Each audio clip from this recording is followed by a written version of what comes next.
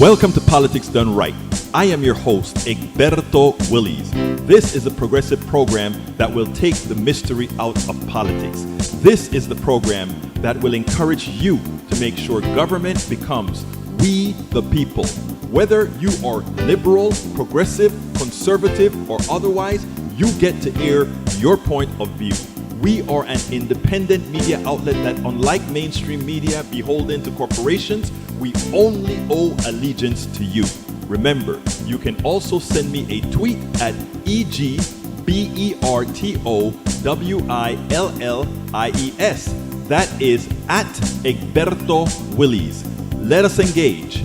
It is Politics Done Right. Well, folks, welcome to one more edition of Politics Done Right. I'm Egberto Willies, your host. ¿Dónde están todos? Where are all our peeps? Well, at least we've got AVQ in the house with Michael Rudnin. We also have Melanie Keaton. How are you doing, Melanie? From España. We also have Yvette Avery Herod. Good afternoon, PDR Posse, she says.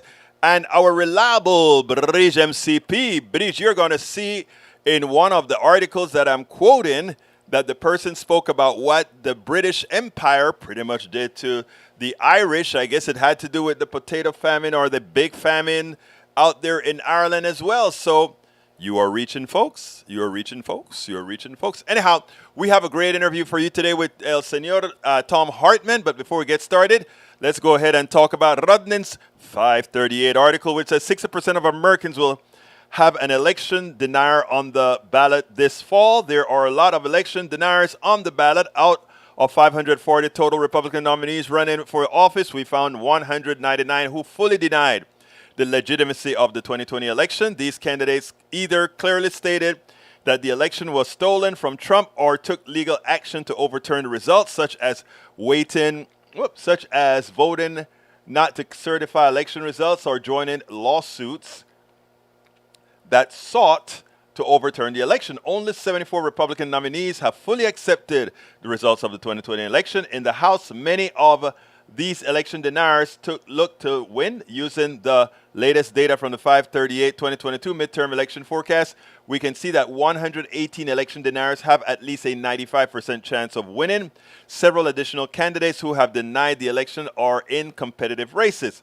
Sometimes I wonder if our nation will survive a fascist takeover of our government after a sufficient fraction of these conspiracy nutters get elected.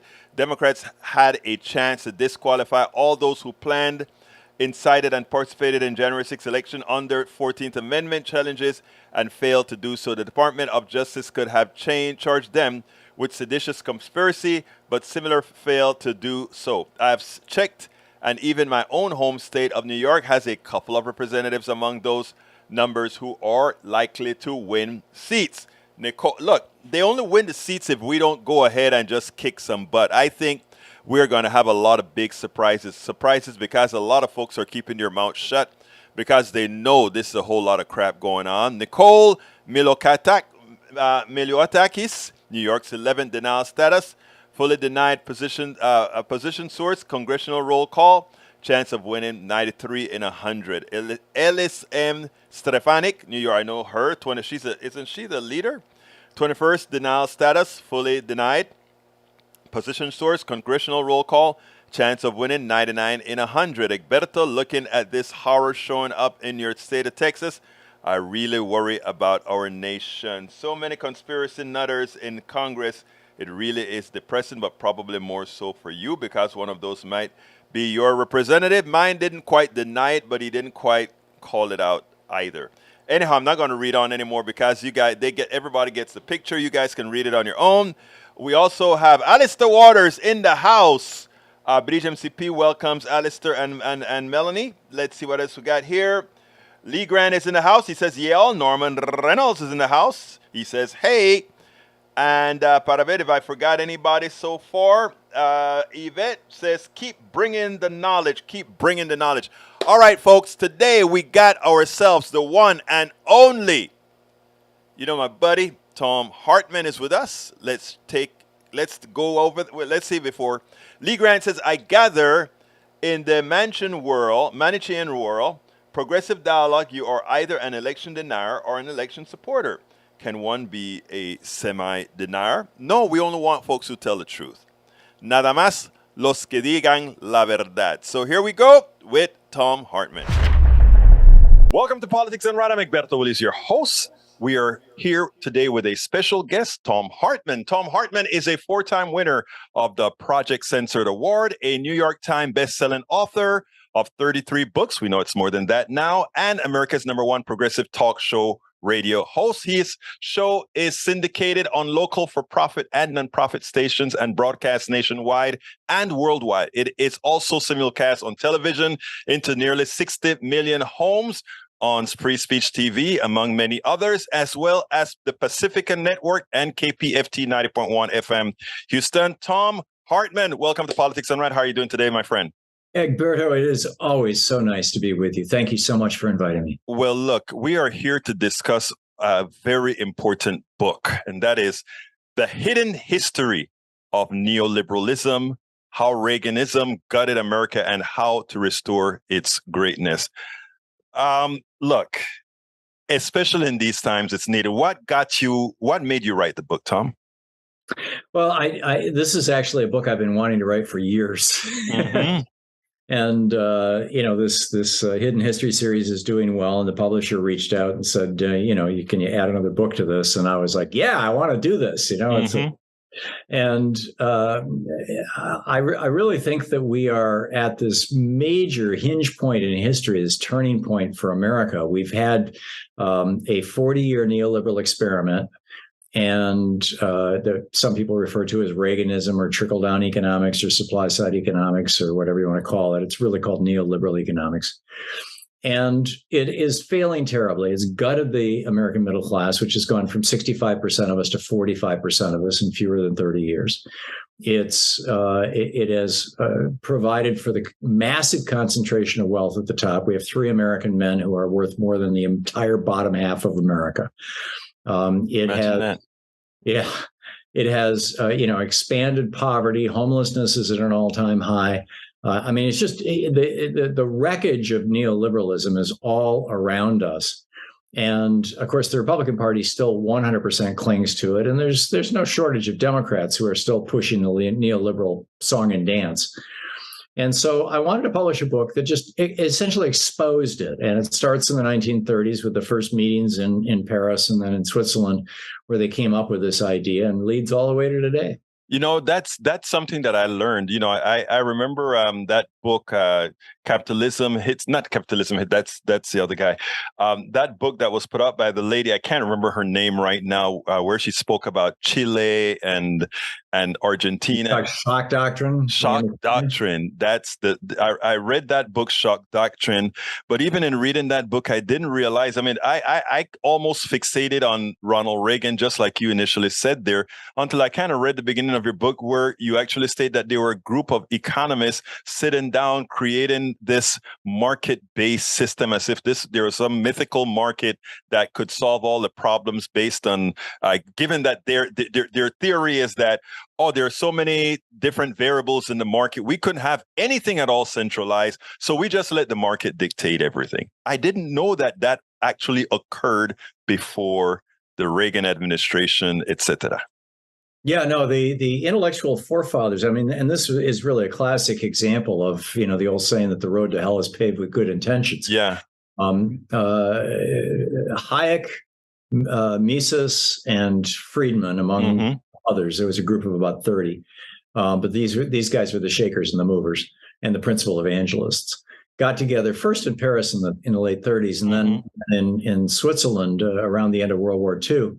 And the question that they were grappling with, they had just seen Russia go communist, and they had seen both Italy, Germany, and Spain go fascist. And so the question was, how can you make democracies, modern Western democracies, resilient enough that they will neither go communist nor go fascist? How do you protect democracy? And, Abraham Maslow, the famous psychologist, is often quoted as saying, when the only tool you have is a hammer, every problem in the world looks like a nail. Mm-hmm. And of course, these guys are economists. And so they figured the answer to fixing democracy is economic. And their point, and it makes sense. I mean, it turns out it doesn't work, but their point was at every given moment, I mean, literally during the time of this sentence, there's probably going to be 1 million decisions made in the marketplace, probably just in my state of Oregon. People choosing which orange juice to buy, which pair of pants to buy, which store to shop at, where to buy their gas. I mean, there's literally millions, billions of decisions being made in the marketplace every minute of every day. And their point was that is a data set that represents basically an intelligence or a data that no bureaucrat, no government official, and no politician could ever hope to replicate in terms of having data for decision making. And therefore, we should simply let the market basically run everything. Let the market run all the decisions. The only functions of government should be police and fire, and maybe not even fire. Fire should be privatized too, but police and the army, and run a court system to adjudicate disputes, and everything else will just take care of itself. And that all the things that governments do that they consider to be interference in the market or causing distortions in the marketplace, whether it was licensure, Milton Friedman argued against licensing doctors. Weirdly enough, it distorts the marketplace. Or whether it is, Social Security, Medicare, Medicaid, food stamps, housing support, the social safety net, or whether it's states and federal government paying the tuition for college, whatever it may be, all of those things. I mean, they weren't so crazed and ideological that they called them communism or socialism the way Republicans do. But what they said was these are interference, all these things interfere in the normal market, in the normal functioning of the marketplace. And therefore, we need to get rid of them all. And, we've tried this neoliberal experiment now in Chile. We've tried it in Russia. We've tried it in Iraq. And we've tried it in the United States. And it's failed in every one of those places. And in fact, what it points out, what it proves is what I've been saying for years and years. And that is that the resting state of capitalism is what Charles Dickens described in his novels. You've got, a 1% that's the very rich, the royal family and the landowners. You've got a 2 or 3% that is the middle class. That was Scrooge in Christmas. He was a small businessman. He owned a little tiny business that had 2 employees, him and Bob Cratchit. And then you've got 95% of the population that's literally the working poor, and more than 3/4 of them live their entire lives in debt. That's the resting state of capitalism. That's the norm of unregulated capitalism. That's the history of 500 years of Europe and countries all around the world, frankly, that have tried capitalist systems, laissez-faire capitalist systems. Now, look, Thom, I'm an engineer. Okay. All I do, before I did this was all numbers. And it's, what you just said is a mathematical formula, right? In other words, if you have a sect that can grow at a higher percentage than the majority, then eventually in a system that is closed, then eventually that set takes it all. It's the derivative. I mean, this is all math, right? So it's not hard for somebody like me to understand exactly what you just said. What concerns me is maybe something that you said, and you said that sometimes the path to hell is paved with good intentions. And I sit down and wonder how these guys are economists and they also know numbers. And yes, it is true that there are various variables. There, too many variables for us to create other than a supercomputer to solve. Granted, agreed. But there are certain basics that one should say, we created the economy. We created a society. Why is it that we cannot understand that we can set the parameters loosely or more definitely and have that market work around that? As an example, we talk about healthcare as an example. We talk about healthcare. Why couldn't they have said, well, that the healthcare, we'll have that bifurcated economy where healthcare is protected because, hell, even the market system needs people that are healthy. That's just one example. Well, that Charles Dickens state of capitalism, which, by the way, existed in the United States in the census of 1900, there were only about 5% of Americans that were what we would today call middle class. The average family income in today's dollars was $4,300 a year. Wow. Most of America was living in deep poverty in 1900. So it really wasn't until Franklin Roosevelt started really aggressively regulating capitalism that he did so in a way that allowed a middle class to emerge. And America's middle class, we hit 65% of Americans being in the middle class in 1980 when Reagan came into office, or 81, and that had never before happened in the history of the world, because it was regulating capitalism. And the analogy that I draw to, for your healthcare thing is football. You could say, oh yeah, let's apply laissez-faire theory to football. Each team can have as many people as they want on the field. Whichever team gives the largest contribution to the NFL gets an extra player. You can grab face masks. You can, you just kind of make up your own rules as you go along, as long as you don't kill anybody. Eventually what would happen is the team that pays the biggest bribes to the NFL to get extra players on the field, or the team that is most willing to basically push the envelope into what might be arguably unethical at the very least, is going to be the team that ends up with everything. Just like, as Honoré de Balzac said, that behind every great fortune is a great crime. No kidding. Yes. No, I absolutely agree with that. Today, in fact, on my show, and this isn't a crime though, on my show, I was pointing out, because I went to the drugstore today to get the penicillin for my teeth, and I was talking about healthcare system in Canada versus here, and the guy from Sudan, who all his relatives are doctors in either Sudan, Canada, or America, you could see that he actually got the capitalism bug in him. Because when I said I wouldn't have had to gone through this crap that I went through to get penicillin over there, he said, "Yeah, that's true, but there are goods and cons." He says the one thing that money does is it brings innovation. And then I stopped him and I said, what did Bezos invent? What did any one of these guys invent? Nothing, right? They paid somebody a penny on the dollar to create something. Those people created it and they profited. Please tell me, how is it that innovation came from profit? It seems to me like the person who innovated didn't make the profit. Your thoughts? Thomas Edison was dirt poor when he started out, as was George Westinghouse. There you go. I mean, it's John Rockefeller was not born into great wealth, but he was a very effective predator. Right. So no, that's nonsense. I mean, that's like an internet meme or something. You don't need great wealth to have innovation, and you don't need predatory capitalism to have innovation. Innovation is the result of people wanting something better than they have right now, and that's an absolutely universal thing. And some people will have these skills to apply that in an engineering context. Other people, they'll come up with a new cooking recipe. Other people will develop new art. There's a million ways to innovate. None of them, in my opinion, depend on a so-called free market. It's funny that these myths, though, kind of cauterize into people's minds, and you just hear them. You hear the poorest person regurgitating that nonsense constantly. Oh, we have to protect this capitalist structure because innovation will end. There's something that's quite interesting, Tom. You spoke about Milton Friedman, and I think you kind of gave a little bit of maybe a little bit of past the guys. I thought there was a special evil to Milton Friedman. I don't know if you remember in the 1970s when Milton Friedman had something to say with regards to you executives owe absolutely nothing to the people, to society. Your sole responsibility are to the shareholders. Don't you think that is the type of premise that all of this is based on, and in fact, quite a bit of your book?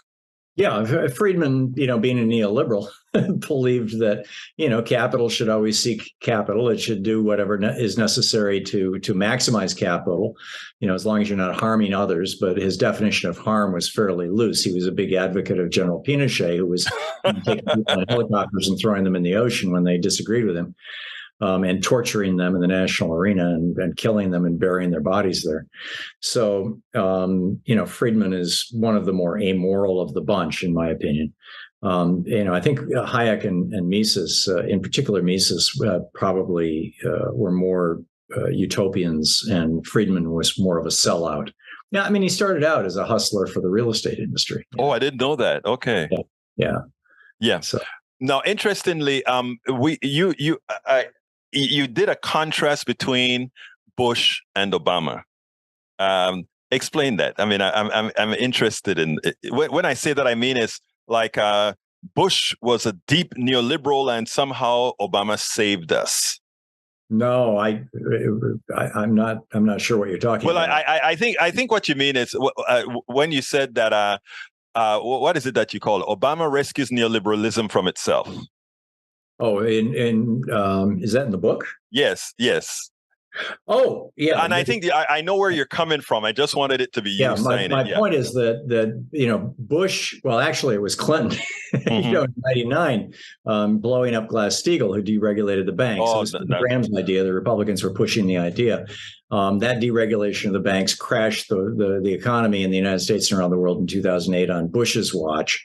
And then Obama comes in and says, "Okay, well, we're gonna put some fingers in the dike. We're gonna fix things a little bit." But Obama was a neoliberal also. Yeah, definitely. Obamacare is just another way of shoveling taxpayer dollars into the pockets of giant corporations. And I think what I was trying to say that you meant was that I got out of it was that he allowed it to sort of survive by putting some patches in there, so that some sort of survivability there. Right, and then Trump came in and took out the patches, and surprise, surprise, we've got even more wealth inequality and more problems. Which is expected. Now, I spoke to Richard Wolff a few weeks ago, and because I really got upset at inflation, I have this theory that I put out there, and I would like to hear your comments on this. Whereas I said the Russian war really should have created a glut. And I actually made mention on this on Muslim TV, where I think it's proven now. Russia, the war is in Ukraine, not Russia, and Russia still has quite a bit of oil being exported, being bought at discount from China and India, which means the oil that China and India have been purchasing on the markets, they're purchasing less oil off the markets, and as such, where the hell is this shortage? We also added another 1 million barrels of oil from our reserves per day into it. And suddenly, by the way, while the prices reached in Texas 5-something, I think in California 6-something, there was never ever a glut or never ever a shortage of gasoline, even though we only dropped by 2%. What does those numbers tell you? Well, there's two things going on. The first is that during the pandemic in 2020, when nobody was flying and the sky was free of airplanes, the price of oil collapsed to about $30 a barrel. And right. Had small oil operations all over the Texas, the Permian Basin, went under Oklahoma, that whole area, who were running on debt, and they were going bankrupt left and right. And a lot of them were good friends with, right-wing billionaires who had a lot of influence with Donald Trump. And so they went to Trump and they said, "You got to save us." And so Trump sends Jared Kushner over to Saudi Arabia, and he negotiates this deal with Mohammed bin Salman, where they're going to drop production by 2.2 or 2.4 million barrels a day. Saudi Arabia did, to try to support the price of oil. He did, and they did, and the price of oil went up to around $40-50 a barrel, and the oil and the Texas guys were no longer going bankrupt, and everybody was happy. So then Biden comes into office, and he reaches out to Saudi Arabia and says, "How about restoring those cuts that you did for Bush, or for Trump rather?" And Mohammed bin Salman is like, "You've been trash talking me. Screw you." And to this day, they haven't restored that production. There's been a very slight increase in production on the order of a couple 100,000 barrels a day. But that happened. I do think, though, that the price of oil went, or the price of gasoline rather, and the price of oil for that matter, went up as high as it did and as far as it did, in part in response to the war in Ukraine, not because there was an actual shortage, but because people were anticipating it.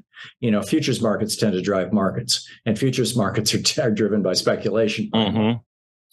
So you had that, and that's why it's going back down again. And also, I think it's going back down again because the president and a lot of economists, the Robert Reiches and the what's his name, Paul Krugman.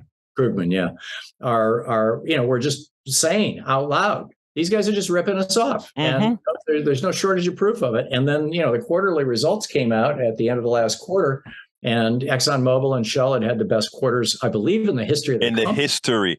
Yeah. And at that point, I think they thought, okay, if we keep doing this, they're going to hit us with a windfall profits tax, which, by the way, 5 European countries have already done. Right. And we don't want that windfall profits tax to spread. So we'll stop ripping people off. We'll let the price go down to $3 or $4 a gallon. We can still make good money. And so I think that a large part of that explosion in gas prices that lasted about 3 or 4 months was artificial. It was Price just and power. It was price gouging. Yeah. It was monopoly-based price gouging. It's like I said, when this started to happen, I went and I got Dr. Richard Wolff right away, because one of the things that I wanted to point out is that those with price and power, and I think a lot of this is implied in your book as well, price and power is what really drives costs. A lot of times it has less to do with scarcity than it does with again, price and power. Yeah, well, we have an economy in the United States where there is literally not a single consequential industry left that is not dominated more than 80% by fewer than 5 companies. Wow. Who operate as cartels. So, competition is largely dead in the United States. Prices, for example, in Europe, you can get, 100, 200 megabyte internet up and down service plus a cell phone for $30 a month. Wow. Just the internet. $18 to $20 a month. Here in the United States, that internet is $60 or $70 a month, and the cell phone is $40, $50, whatever the market will bear. And that's the key. They're not pricing the pricing of most products in the United States, whether it's airfares, whether it's pick your poison, as it were. There's very few things that are actually subject to competitive price pressures that hold prices down. It's all how much can we charge before people stop buying or start screaming. And that's why the average American, and I pointed this out in the Hidden History of Monopoly that you and I talked about. Yeah. That's why the average American spends $5,000 a year more than the average Canadian or the average European on a whole variety of things. I call it a monopoly tax, but your internet, your cell phone, your pretty much everything you're buying. Because there is no competition in the United States anymore. Even though the effective tax, again, I said the effective tax rate is not all that different from those that offer good socialized medicine and much more. Now, Thom, chapter 15, privatizing of the commons. And I have some thoughts about that, but tell me a little bit about that. Well, this is one of the big one of the things that neoliberal economists and politicians just absolutely love. It's why Joe Manchin got slipped into both the bipartisan infrastructure bill, right, Reduction Act, a provision that every single penny that gets spent has to go through the hands of a for-profit corporation. And that is this neoliberal idea that government can't do anything right. And even when government spends tax money, they should spend it through private for-profit corporations so that somebody can make a buck off it, because that'll enhance the private economy. And the private economy is the ultimate God. It's the ultimate good. It's the thing that makes everything wonderful. And so these private-public partnerships that people like Josh Gottheimer, the neoliberals in the Democratic Party and the entire Republican Party are so in love with, that's what they are. And it's just another way of ripping off the American public, frankly. And trying to take get the land as well. But I think it's that statement that you made. It's important about trying that the first tax dollar has to be spent by private corporations. I think it's important for us to also call things the way they are. Profit, when government spends with for profit companies, profits become an expense, and unless your waste, if you want to call government wasteful, unless said waste is equivalent to the profit plus, might as well have the waste, huh? Yeah. Well, it's inherently wasteful. And half of our defense budget is now running through the hands of private corporations. We even have, this is how insane it is. When my dad was in the Army during World War II, you had kitchen duty, KP duty, right? And you'd peel the potatoes and make the meal, and you were a soldier. And if the base got overrun, you'd pick up your gun and go shoot at the bad guys. Yep.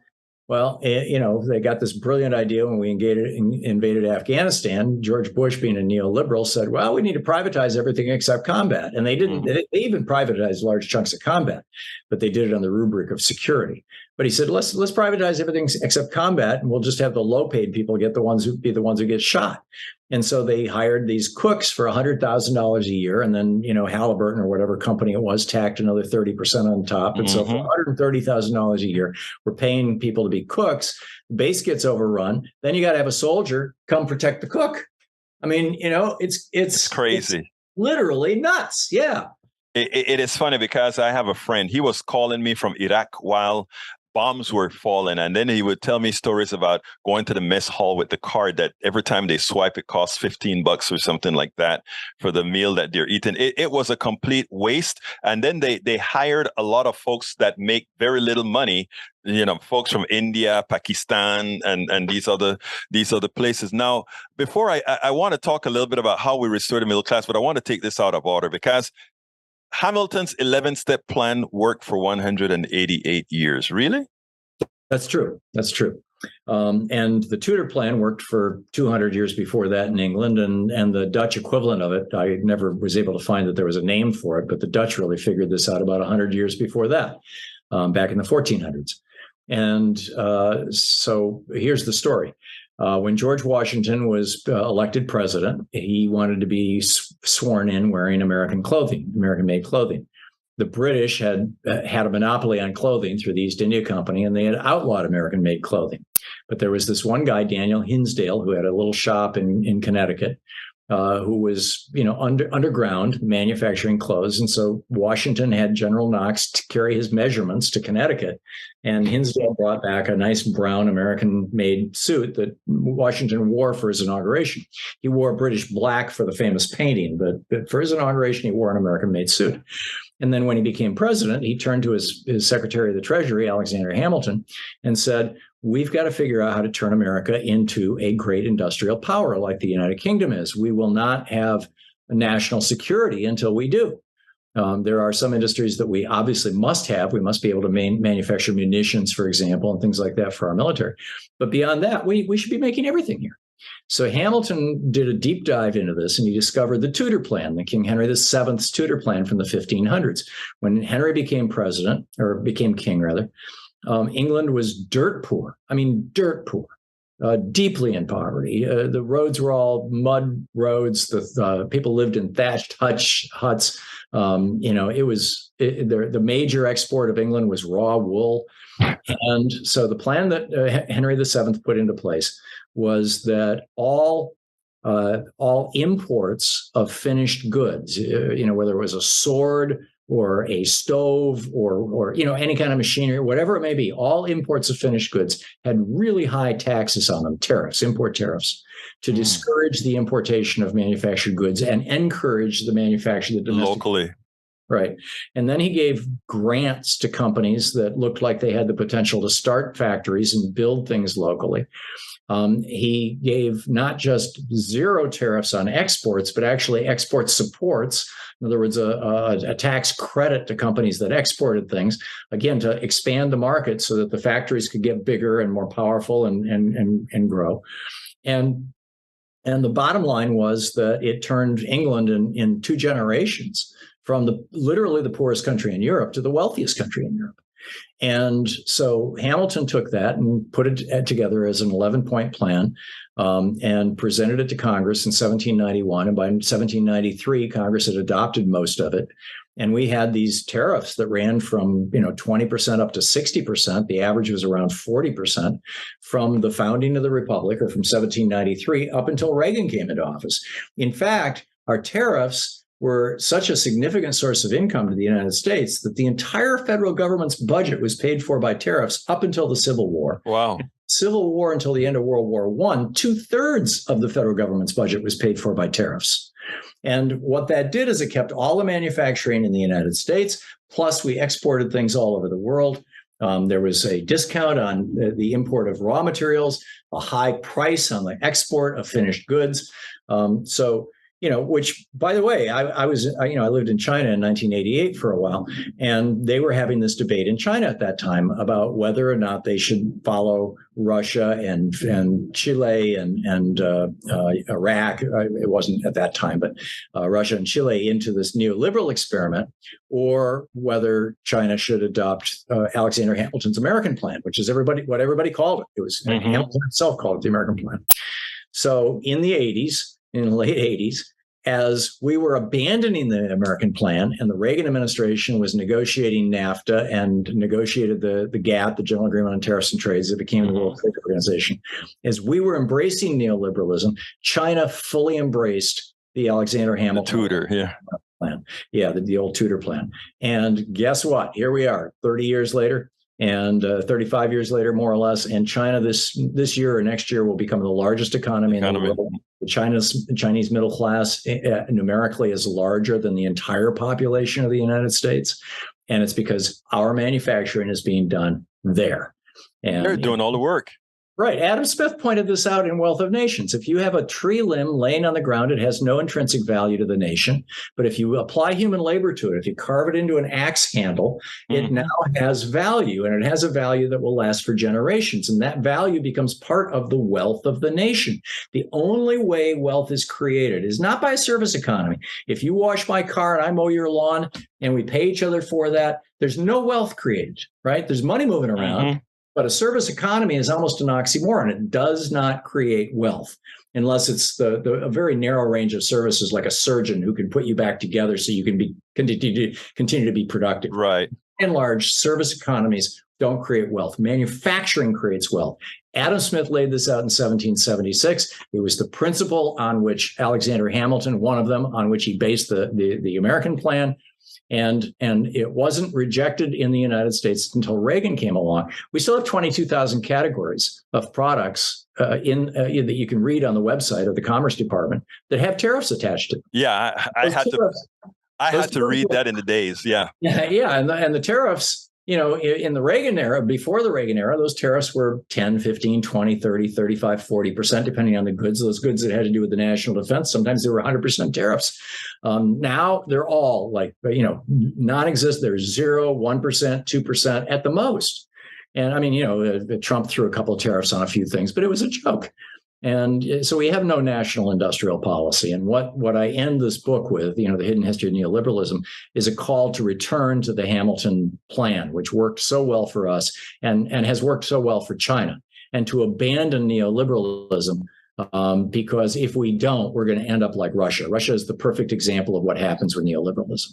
It's funny that you said that, because just yesterday, actually, I think it was yesterday in the program, we actually said that Russia is the perfect instantiation of unfettered capitalism and where you actually end up with it. And, they're doing a great job of it. So you do think, you kind of jumped the gun on me right there, Tom, but let me just go ahead and say, so you do think that we still have the power to rebuild the middle class by just abandoning neoliberalism? Don't you think we also have to create a better bifurcated economy?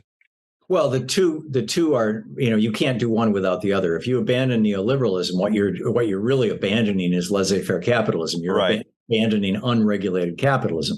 So then the question becomes, okay, if we're going to regulate capitalism, how are we going to do it? Just like, the NFL. Okay, if we're going to regulate football, how do we do it? Do we do it so that one team always wins? Or do we do it so that the game is fun and everybody can play and everybody wins, eventually, that it's interesting? And, Franklin Roosevelt showed us the way. Like I said, he built the middle class. There was no middle class in America before Roosevelt, and Truman and Eisenhower. Eisenhower wasn't a neoliberal. He was right there with, and he was a Republican. When he ran for re-election in 56, he bragged about how many people he had joined unions. That was his main thing. That's why my dad was voting for him. Union guy, And so, what we need to do is we need to go back to strengthening and protecting unions and union rights. We need to do away with Taft-Hartley and the so-called right to work for less programs. We need to re-regulate financial institutions. We need to break up the giant monopolies. Those laws are still in place. In 1983, Reagan directed the Department of Justice and the Securities and Exchange Commission to stop enforcing the antitrust laws. We need to start enforcing them again and break up some of these giants. I mean, it's not rocket science. It's all stuff that we've done in the past, and it works real well. And it's all stuff that, frankly, every country in Europe except England is doing right now. And look at where England is right now with their economy compared to others. Yeah, right. I mean, the whole neoliberal thing started there 2 years before it started here. It started in 1978 with Maggie Thatcher. Yeah. It is amazing. Well, Tom, before we end here real quickly, What's your expectation for 2022? I'll tell you mine first. I actually think we're going to get the surprise of our life in 2022. I think we hold everything. I agree. You do? Okay. I think it's going to be an absolute blowout. I try not to say it too often because I don't want to jinx it, knock wood. I want to speak it. I want to say it because I tell you, I think, when you remember Obama used to talk a lot about the fever breaking. I wish he broke a few more, but I actually am starting to feel, including with my right wing listeners, a change coming. And I think if the Democrats don't screw it up, and they could always do that. Yes, never underestimate their. If they don't screw it up, it's in their hands to take it, and I think take it big because, first of all, women are going crazy. And when it comes to the economy, there are so many different narratives that are out there for us to use. Tom, the last question I always ask, what should I have asked you that I didn't? I don't know. If I hear I don't know, as usual. Egberto, excuse me. Hey, well, let me tell you something, Tom. I really appreciate you spending the time to talk about your book, folks. Don't forget, go out and get that book, The Hidden History of Neoliberalism. It's a big word, but it's well defined by the one and only Thom Hartmann. The Hidden History of Neoliberalism: How Reaganism Gutted America and How to Restore Its Greatness. But before I tell you guys, my right-wing brothers and sisters, you have got to read the book. Don't just see neoliberal and panic. Read the damn book. Thom Hartmann, author of The Hidden History of Neoliberalism, How Reagan Gutted America and How to Restore Its Greatness. Thank you so kindly. And by the way, also the head of the Thom Hartmann Show every day on Free Speech TV, every day on just about every network, including KPFT. You got to check the guy out. Thom Hartmann, thank you so kindly for having been on Politics Done Right. Egberto, it is always such an honor and a pleasure to hang out with you and talk with you, my friend. Thank you so much for having me. All right, guys. First of all, before I get busy, I want to thank a few people. I want to thank Richard W. Richard W., thank you so kindly for your super chat. Richard W. says, government subsidies since 1793. Thank you, Alexander Hamilton, LOL. And when we had that power failure a few ago, that was when again? When we had that power failure a few weeks ago, I forgot to thank Bridge MCP for her super chat, so I have that up on the screen as well. Thank you guys so kindly for all that you do to ensure that we can continue doing Politics Done Right. Look, we cannot do this without you. I hope you enjoyed Thom Hartmann. Before we go, I think it's time for me to do my ask. Politics Done Right depends on you to keep doing what we do. What do? We make sure to keep, number one, the internet seeded with blogs and information to counter the right and to present what progressives represent for the benefit of us all to everybody so that it's not misread, misled by any other entity. We make sure and populate that internet with blogs, with videos, with all these other things to make sure that we are informed and to counter everything that you normally hear that are lying at the right. We also make sure to create articles in magazines, articles in newspapers all around the country to ensure, again, that our message gets out there. Last but not least, we also write books. As you see it, Class Warfare, the only resort to right-wing doom, How to Make America Utopia, are two of the many books that I've written on these issues. So please support us in one of many ways. Numero uno, you can support us at PayPal, either one time or monthly. Go to politicsdoneright.com/PayPal. You can support us on Patreon. That is politicsdoneright.com/Patreon. Patreon is spelled Patreon. You can support us by becoming a part of our YouTube channel, going to politicsdoneright.com/YouTube, or you can support us in many other forms that you can find at politicsdoneright.com/support. Be sure to visit our store, politicsdoneright.com/store, and get our books at politicsdoneright.com/books. books.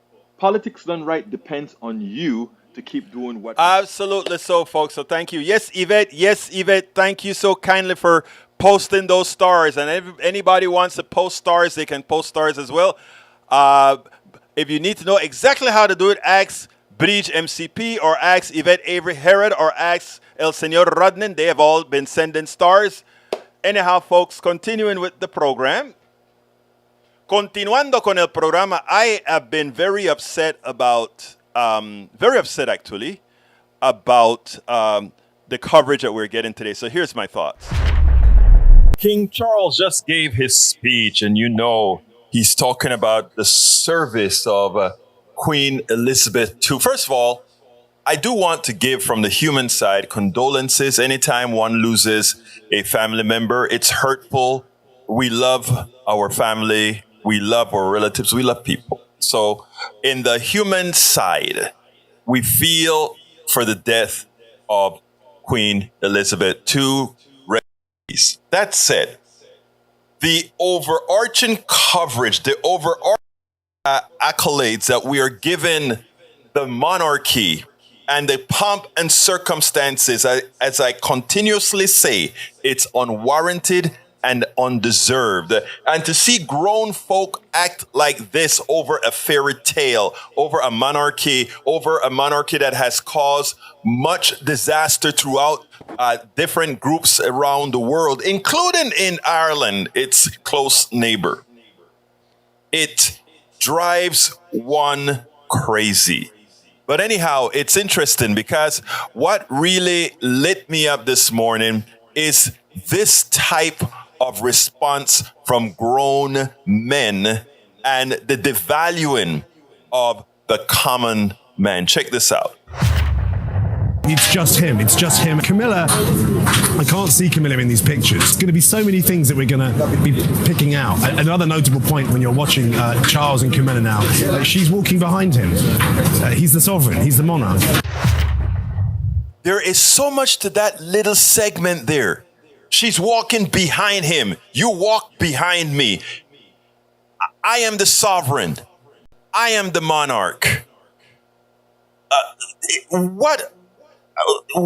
How can you even say that and not feel diminished? How can you say that in the year 2022? And I don't think anybody, first of all, when you hear folks talk about how great and nice a monarch is or how their life of service, they've got to.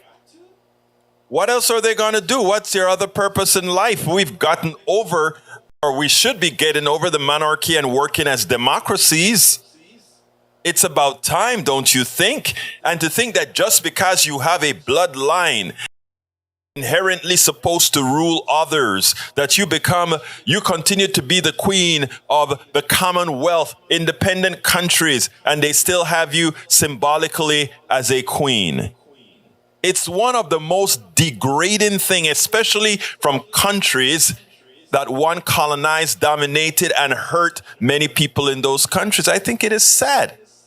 And you know what? This morning, one of my favorite writers, I subscribed to her writings, and I just felt a sense of peace in that I was not one of the few feeling this way, but somebody decided, let me just write about it. And Allison Gaines at Medium, Medium is a great place, folks. Please go to medium.com and support these different writers by just getting a little membership, and you'll see that you read unlimited great writers. But anyway, Allison says, why most black people are refusing to mourn Queen Elizabeth II.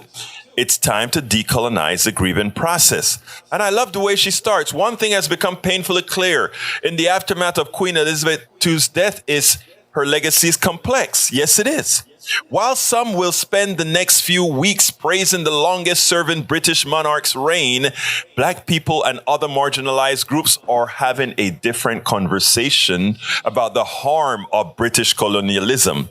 For instance, Irish Twitter reflected on the monarch's role in the Great Irish Famine.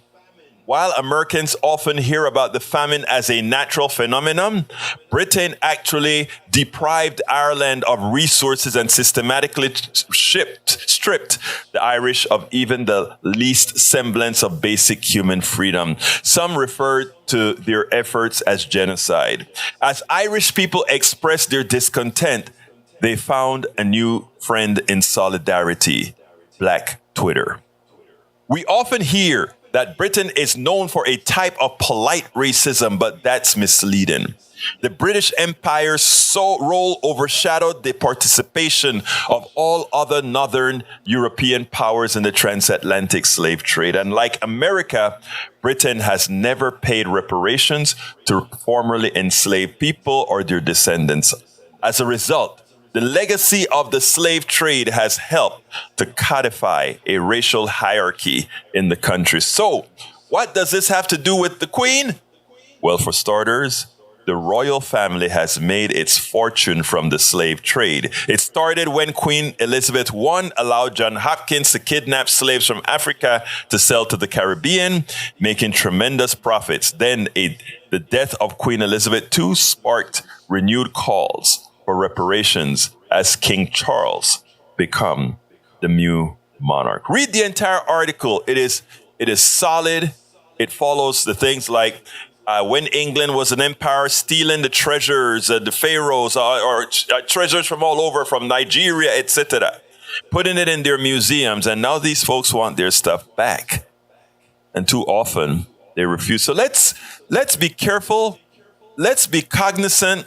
Let's be measured, but this saturation of adoration for the monarchy, for Queen Elizabeth II, for those of us who have lived under this empire, whether you be in the Caribbean, wherever you are, let's not give undue credit where it's not at all due. Let's go ahead and mourn the lady, the nominal Queen of England, and then to hell, get rid of it. No bloodline, because a bloodline should inherently have dominion over anything. We should be worth what we work for. We should be worth what we decided to adapt to our intellect for. But to just have 24 coverage of a queen's death, and you ask, what's the purpose of the queen? Is she making lives better for anybody else? But you have coverage like this, a semblance of reality creeps into the minds of those who are looking at these channels as if this is how they are informed. Let's really be informed. They are proven they're poor informers. Absolutely so. So yeah, that Allison did a good one, but the other one is the one that I have for today.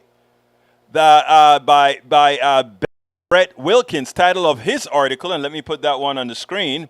And by the way, folks, please subscribe to Medium.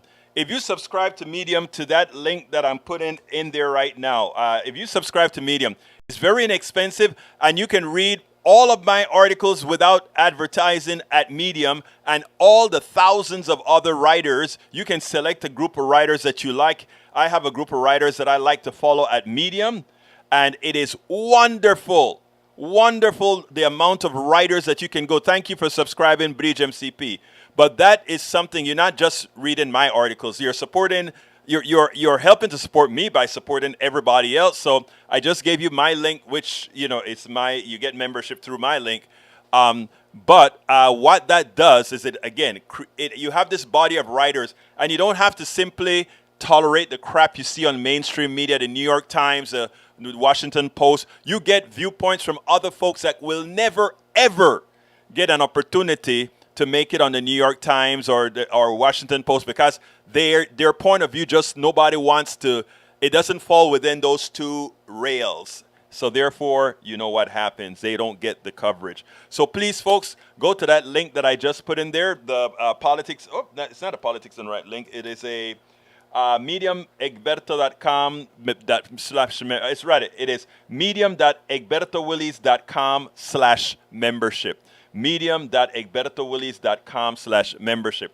But this person wrote, after Queen's death, victims of British imperialism share why we will not mourn. And he starts the article this way. We do not mourn the death of Elizabeth because to us her death is a reminder of a very tragic period in this country and Africa's history, declared Julius Malema, head of the left-wing Economic Freedom Fighters Party in South Africa.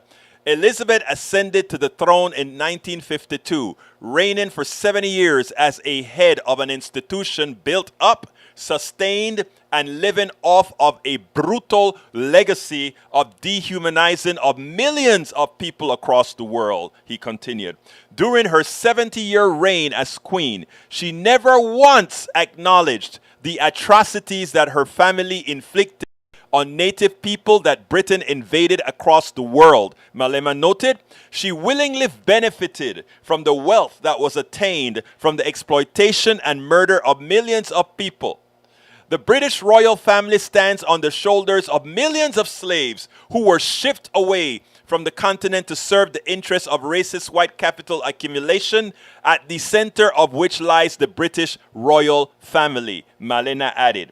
Larry Madowo, a CNN international correspondent, said during a Thursday broadcast that the fairy tale is that Queen Elizabeth went up to the treetops here in Kenya and princess and came down a queen because it's when she was here in Kenya that she learned that her dad had died and she was to be queen. But that also was the start of the 8 years after that the British colonial government cracked down brutally on the Mau Mau rebellion against the colonial administration, he continued. They herded more than 1 million people into concentration camps where they were tortured and dehumanized. And a lot of people would like us to forget what that family meant to others. Not that beautiful, nice. She smiled and she touched her head. She was so cool. Robert Davenport, welcome aboard, brother. He says, somebody loses a grandmother or a great-grandmother every day. This is no more sad. I agree, 100%. Lee Grant says, maybe we should nuke England to pay for all the crimes. No, maybe we should go and take all their assets and pay how the assets were originally gotten. Maybe that's what we could do, right? So come on now. Egberto, after the show, I'd like you to check this out. Thank you, Redden. You always have some very good, interesting things for me to look at and also learn from. All of you do. But Redden is a prolific researcher. And Bridge as well. But Bridge is a professor, so we expect that out of Bridge. Maywood, hello, Lee Grant. Let me see, if there's anybody that I forgot to salute, call out, or whatever, let me know. Robert Davenport says, Egberto, you are spreading the truth. The right-wingers love fantasies. That is absolutely so. But again, folks, I think, the important thing that's missing, and I got to get out of here, it's 4 o'clock. The important thing that's missing is what Mr. What's his name? Malema said. Not once. She was on the throne for 70 years. Not once did she apologize for the massacres that occurred under her family's name. Not once did she say, I'm sorry. Not once did she say, we should find some form of reparation. Not once.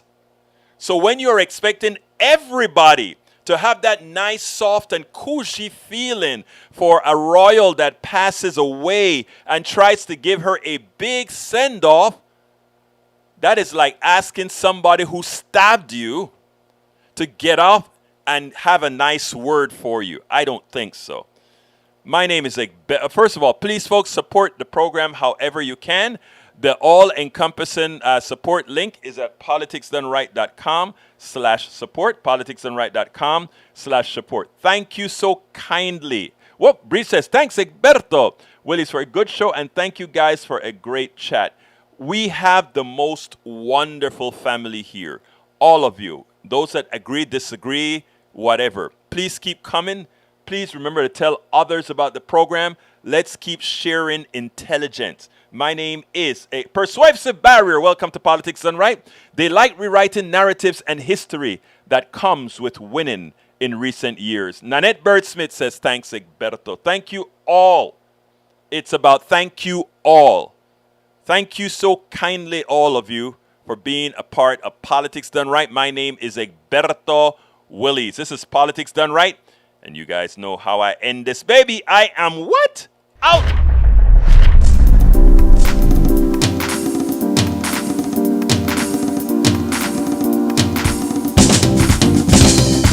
Welcome to Politics Done Right. I am your host. I am Egberto Willies. This is a progressive program that will take the mystery out of politics. This is the program that will encourage you. Government becomes the people. Whether you are liberal, progressive, conservative, or otherwise, you get to hear your point of view. We are an independent media outlet, unlike mainstream media, beholden to corporations. We owe allegiance. Remember, you can also send me a tweet at EGRTOWILLIES. That is Egberto Willies. Let us engage. Politics done right.